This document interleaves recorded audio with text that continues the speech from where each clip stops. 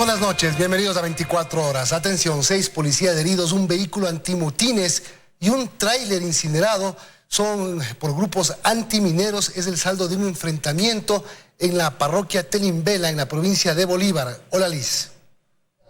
Hola Milton, amigos, buenas noches. Los heridos fueron trasladados vía aérea hasta casas de salud de Guayaquil.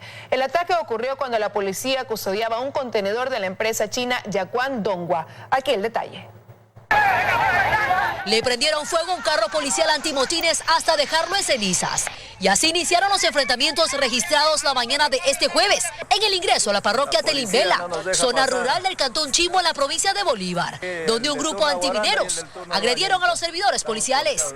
En las imágenes se observa a policías con escudos, esquivando las piedras y palos con los que eran atacados por un enardecido grupo de esta parroquia. Miembros policiales custodiaban el contenedor de una empresa de construcción, destinado a un proyecto de colaboración con la comunidad aledaña, a operaciones en la parroquia Telimbela, provincia de Bolívar. La tarde de este jueves llegaron malheridos hasta el hospital de la Policía Nacional en Guayaquil el coronel Marco Vinicio Ponce, jefe de la subzona Bolívar, la policía Tania Cárdenas, perteneciente a la unidad Humo de la zona 8, la cabo primero Reina Palacios, también de la unidad Humo de la zona 8, y el policía Alberto Prieto, perteneciente a la zona 5 Guaranda. Todos ellos ya fueron inicialmente atendidos en el hospital, un hospital en la provincia de Bolívar, han sido trasladados vía aérea a esta casa de salud y ahora estamos en todo el proceso de observación médica para atender oportunamente todo este tipo de emergencias. La empresa constructora solicita una investigación profunda sobre estos incidentes. Piden garantías para sus actividades mineras, que señalan están debidamente autorizadas por el Estado ecuatoriano. Catalina García, 24 horas. La despenalización del aborto por violación tiene una última oportunidad en el veto del Ejecutivo. Mientras tanto, hay legisladores que señalan que hay otros artículos en donde pueden desarrollarse e insistir en este tema.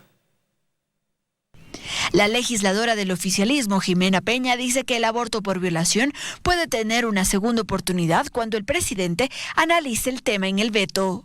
En lo aprobado, en el artículo 32, se modifica el artículo 148, que habla precisamente del tema de aborto, es decir, podría vetar de considerarlo. El artículo 148 se trata del aborto no consentido, que fue aprobado en paquete por el legislativo. En ese artículo se hicieron algunos cambios de forma.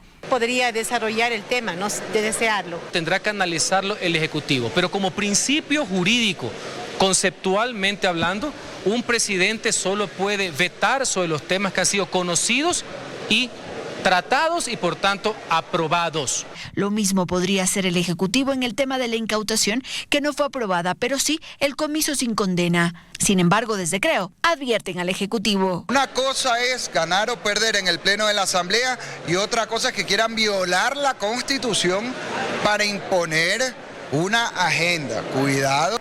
Mientras tanto, continúan las voces de rechazo por parte de los legisladores que apoyan la despenalización del aborto por violación.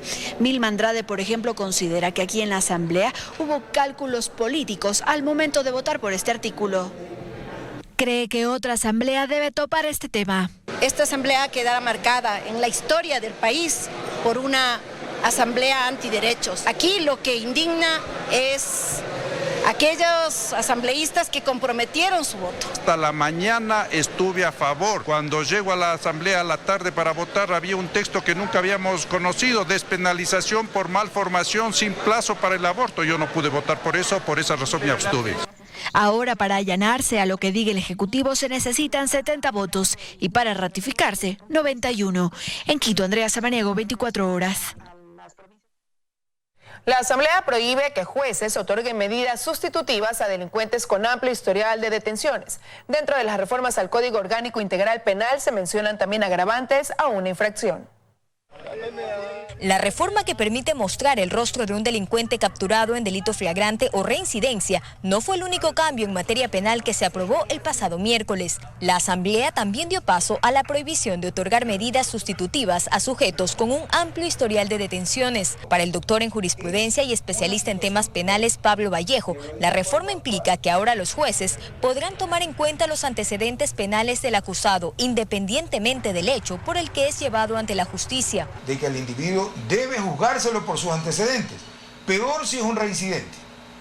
Y eso a mí me parece muy bien, porque estamos en una sociedad en la cual la sociedad civil, los que trabajamos, nos quejamos de que las autoridades no hacen justicia en una forma integral para castigar a un individuo, sino que le dan la libertad. Pero aquí también la ciudadanía juega un papel trascendental. Debe haber participación de la víctima para que los operadores de justicia tengan las herramientas suficientes para continuar con el proceso, aclara el también ex juez. Yo no estoy diciendo que no hay jueces corruptos. Detrás de esa corrupción hay una situación de letanía que el juez dice no hay pruebas, nadie se presentó con pruebas objetivas. Otra de las reformas al Código Orgánico Integral Penal aprobadas por el Pleno de la Asamblea se refiere a la reincidencia en la infracción penal. Según el artículo 57 del COIP, la reincidencia es la comisión de un nuevo delito por parte de la persona que fue declarada culpable mediante sentencia ejecutoriada.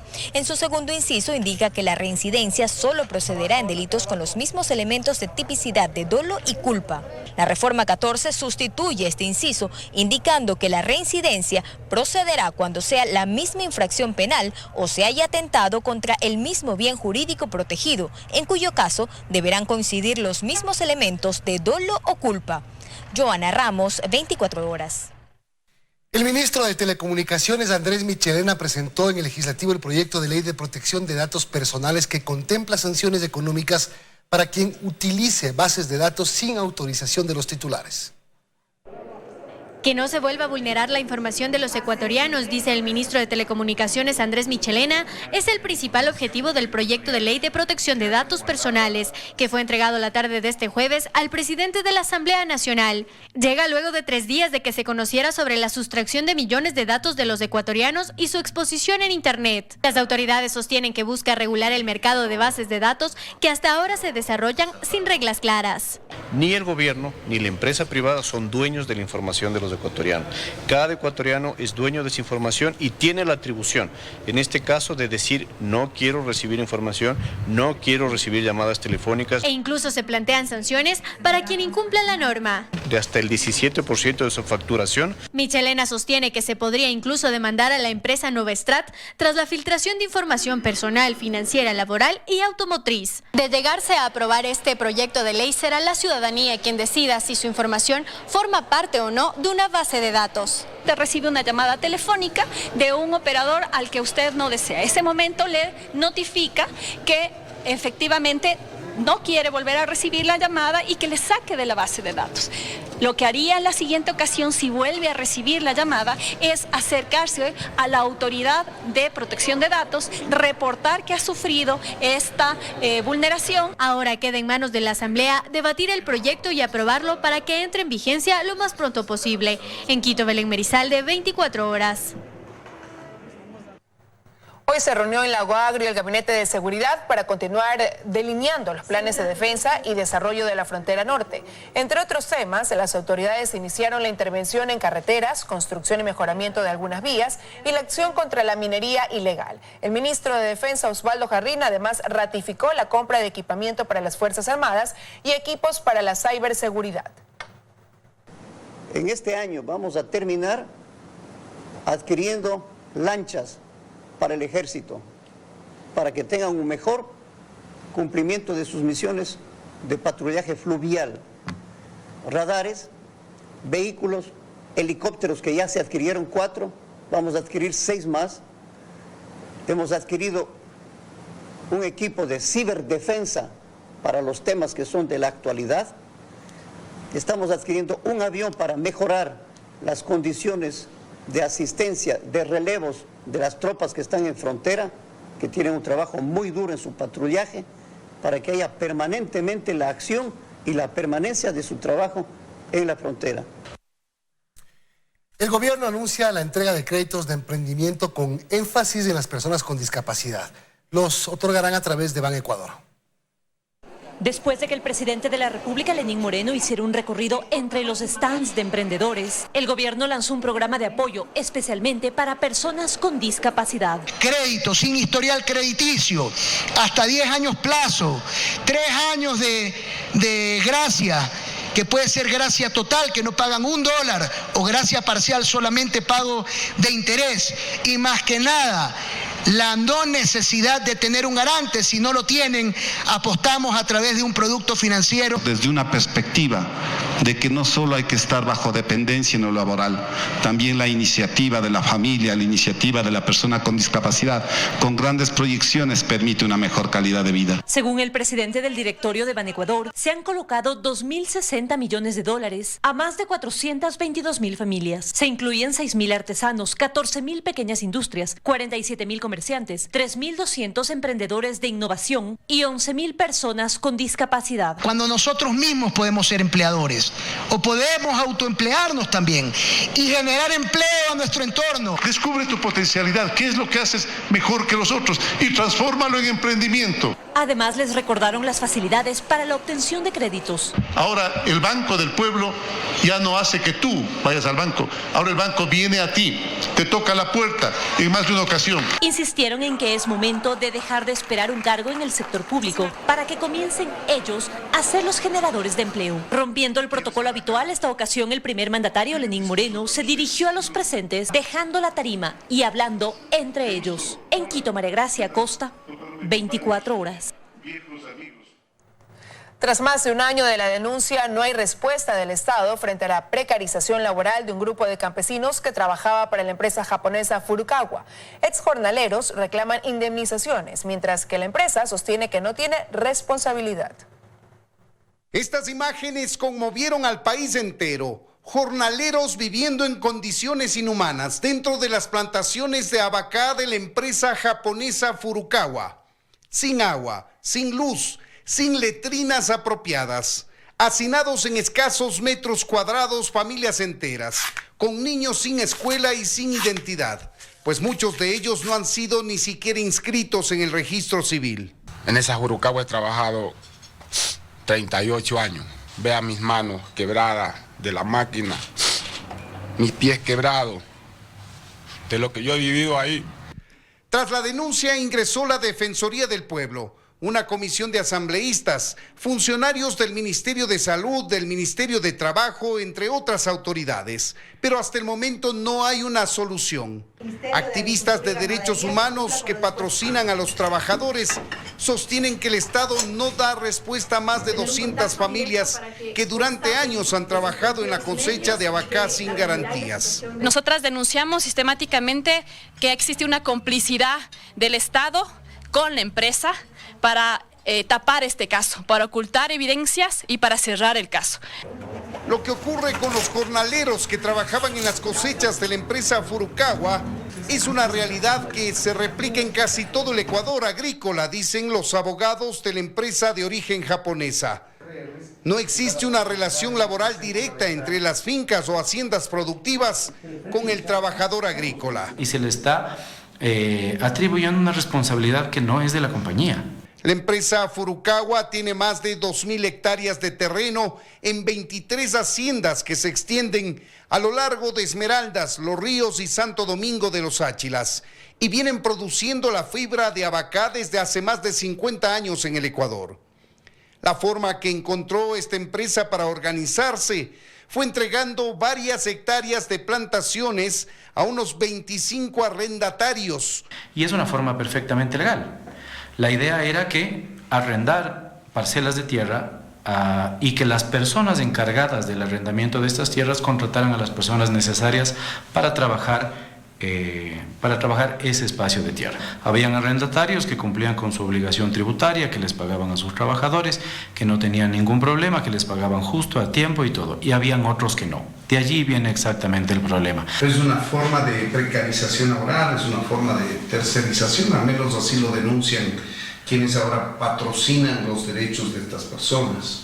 Así lo denuncian, pero digamos estas personas que así lo denuncian no tienen la capacidad para decir que eso existe, eso solo lo puede decir un juez laboral. Los trabajadores sostienen que la empresa cuenta con maquinaria rudimentaria para procesar la cosecha y que por esa razón han sufrido varios accidentes laborales, que la empresa no ha asumido. Tengo 2 piernas quebradas que me quebré en la Furukawa maquineando. Y a mí en el kilómetro 33 me botaron como perro. Hay muchos más que están mutilados, piernas, brazos, dedos, y nunca les dan nada. Las autoridades del Ministerio de Trabajo han intentado mediar entre trabajadores y la empresa para mejorar sus condiciones, pero no se ha emitido ninguna sanción porque no existe una relación contractual. La empresa también enfrenta una investigación penal por parte de la Fiscalía por el presunto delito de trata de personas. El delito de trabajo forzado se homologa a la trata de personas, entonces hay que diferenciar. Y el Estado no da respuestas porque no hay legislación que proteja y garantice el trabajo de muchos campesinos y que norme el accionar de las empresas agrícolas. En Quito, Freddy Paredes, 24 horas. Estamos de regreso con más información. Varios sindicatos de trabajadores marcharon desde la Corte Constitucional hasta la Asamblea Nacional en Quito para entregar su propuesta de reforma laboral y rechazar la del gobierno, que será entregada en las próximas semanas. Con tambores, pitos y carteles, centrales sindicales de trabajadores se movilizaron desde la Corte Constitucional hasta la Asamblea Nacional en rechazo a las reformas laborales que el Ejecutivo enviará a la Asamblea. En defensa de los derechos de los trabajadores, en defensa de aquellos que no tienen empleo, a que haya más Estado para una mejor redistribución de la riqueza. La marcha, que inició a las 5 de la tarde, llegó hasta el Palacio Legislativo, donde los sindicalistas buscaron entregar sus propias reformas laborales a algún representante. Los asambleístas a las 4 o 5 de la tarde parece que no tienen nada que hacer. ¿De qué estamos hablando? Tenemos un presidente de la República que dice que trabaja 6 horas. Pues señalan que las reformas del gobierno no fueron consensuadas con los sindicalistas y por lo tanto la Asamblea debe rechazarlas. El proyecto lo hicieron los empresarios acompañados por 3 o 4 mercenarios del movimiento sindical y por un gobierno entreguista que lo que está buscando es poner de rodillas al pueblo ecuatoriano. Advirtieron que las marchas continuarán durante los próximos días hasta que el legislativo acoja y revise su propuesta de reformas. En Quito, Paul Coello, 24 horas. El segundo debate del Código de la Democracia vuelve a suspenderse. Al parecer, en el legislativo no hay apuro para aprobar estas reformas que deberán regir para las elecciones 2021. La sesión empezó 1 hora más tarde de lo convocado y fue corta. Se suspendió tras 7 intervenciones. La mayoría de ellas rechaza que temas profundos se quieran incluir en el informe para el segundo debate. Venimos escuchando más de 6 meses las tan anheladas y necesarias reformas y recién ingresan a la Asamblea en el mes de agosto y a manera de observaciones. Será culpa después de la tan mal vista Asamblea Nacional si se genera un mamotreto de reforma al Código de la Democracia. Cuesta se refiere a las 3 propuestas que presentaron las autoridades electorales y que según ella reforman el 80% del Código de la Democracia. Por eso creen que estas reformas no deben ser para las elecciones del 2021. Queremos dar una muestra de seriedad. Seamos serios, cancelemos este debate. No lo tratemos ahora, presidente. ¿Por qué? Porque nuestro primer argumento es que no está claro el sentido de las reformas. Lo que propone la función electoral no está contemplado en el informe que están debatiendo y se trata, por ejemplo, de eliminar las circunscripciones, de controlar el financiamiento de las organizaciones políticas y de eliminar el método de asignación de escaños. Hablemos de una reforma y que el Consejo Nacional Electoral haga sus deberes. Asambleísta, muchísimas gracias. Traiga su proyecto a la Asamblea Nacional. Porque no se ha cumplido tal normativa legal, vamos a dejar de tratar esta reforma. Señores asambleístas, con responsabilidad tenemos que aceptar lo que nos están solicitando los ciudadanos ecuatorianos. La semana anterior, César Litardo decía que el debate tomaría semanas y que tienen plazo hasta noviembre para aprobar las reformas. Me parece que la reforma no tiene que ser tampoco muy profunda en muchos temas. Hay temas claros como financiamiento de campaña, como techos de gasto electoral. Durante el debate se presentó una moción para que sea otro miembro de la Comisión de Justicia el ponente de la ley, dejando a un lado a la oficialista Jimena Peña. Esto se resolverá en una siguiente convocatoria que aún no tiene fecha. En Quito, Andrea Samaniego, 24 horas.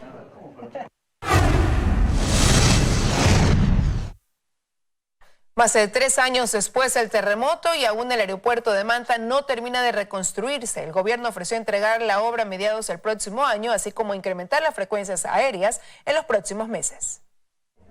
Así quedó el aeropuerto de Manta después del terremoto del 16 de abril de 2016. La torre de control se desplomó y gran parte de las instalaciones quedaron seriamente afectadas. La terminal aérea tuvo que ser demolida y pese a que el gobierno anterior manejó miles de millones de dólares para impulsar la reconstrucción de las provincias afectadas por el terremoto, la construcción de una nueva terminal no se concretó. 3 años después, quienes llegan o salen de Manta por vía aérea lo hacen a través de este aeropuerto temporal, un enorme galpón donde funcionan apenas 2 aerolíneas comerciales. Las instalaciones vacías dan prueba del poco y en la mayor parte del día nulo movimiento de pasajeros. Tenemos las oportunidades, hay un potencial espectacular, pero parece que no podemos aún tomar una decisión de traer un operador internacional de renombre con recursos. A mediados del año pasado, el gobierno inició con la construcción de la nueva terminal aérea a un costo de $20.700.000 provenientes de un crédito chino. Se avanza con los cimientos de la nueva torre de control,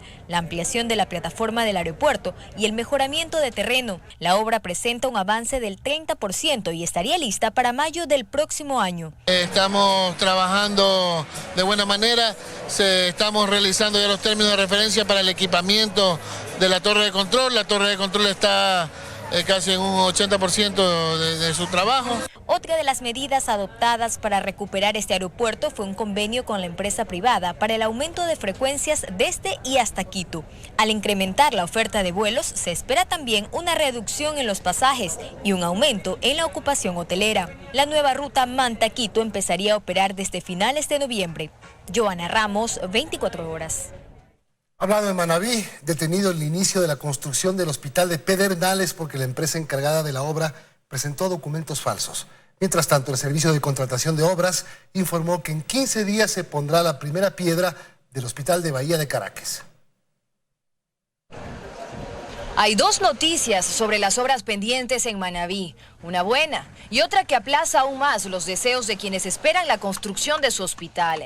Pedernales va a tener que esperar más por el suyo, pues se dio por terminado el contrato con la empresa que iba a construir la obra, la mexicana Tipman S.A. Esto debido a que presentaron documentos falsos. Hemos presentado una denuncia penal el día lunes ante la Fiscalía General del Estado y, por otro lado, las acciones correspondientes frente a funcionarios que pudieran haber estado involucrados en contubernio con la compañía para la ejecución de esta falacia. Para obtener la obra, la contratista entregó una póliza con la que cumplía con el requisito requerido del 5% del monto total del contrato, casi $800.000, y otra por la mitad del contrato, $7,8 millones. Sin embargo, la cooperativa que supuestamente las entregó informó que las pólizas no habían sido emitidas por ellos. El Estado estuvo cerca de entregarle a la compañía 8 millones de los $15,7 millones de la obra. Desde SECOP se comprometen a que en diciembre ya habrá nuevo ganador. Y pedimos la paciencia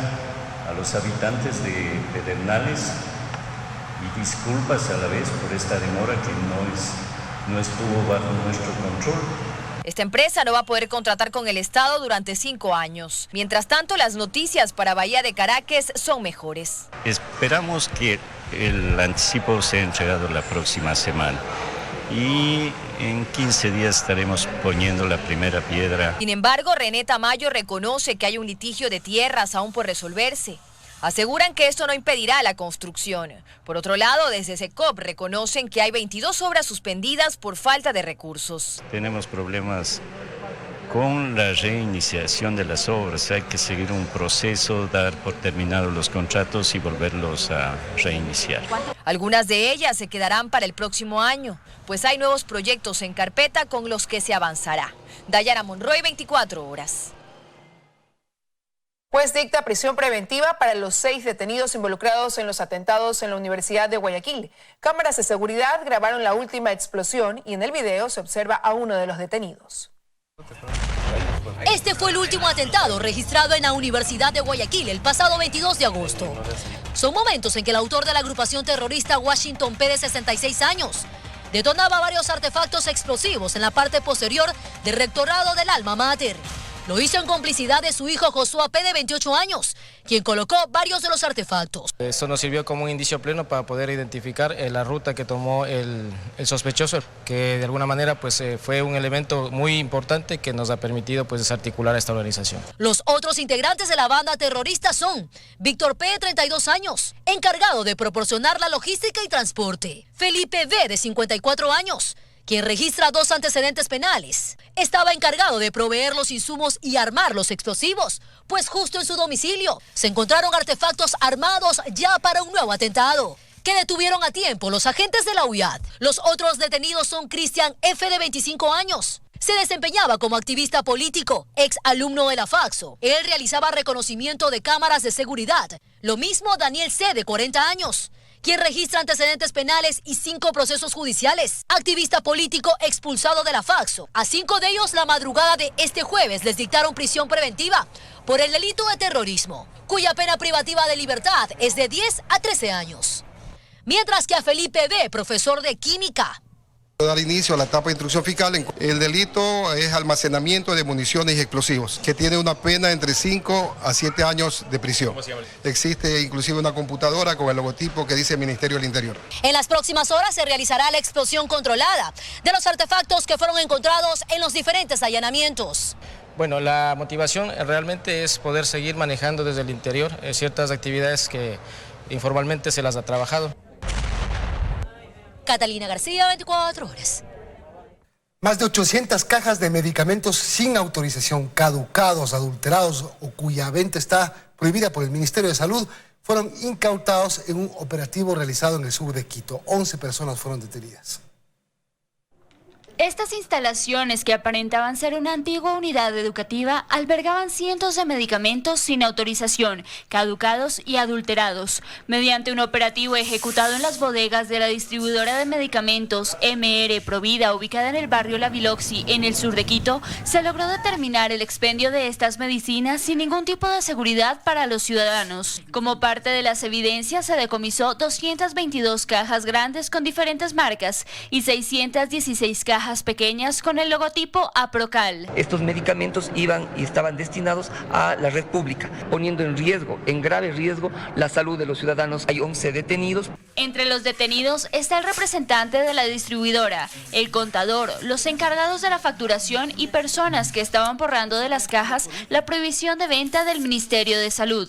No se descarta la posibilidad de que entre los involucrados existan trabajadores del sector público. Sí, posiblemente estamos investigando todavía la comisión de delitos por parte de los bodegueros del Instituto Ecuatoriano de Seguridad Social. La audiencia de formulación de cargos se desarrollará tras conocer el parte policial en las instalaciones del Complejo Judicial del Sur. El presunto delito cometido es la producción, fabricación, comercialización y distribución de medicamentos e insumos caducados, que se sanciona con una pena privativa de libertad de 3 a 5 años.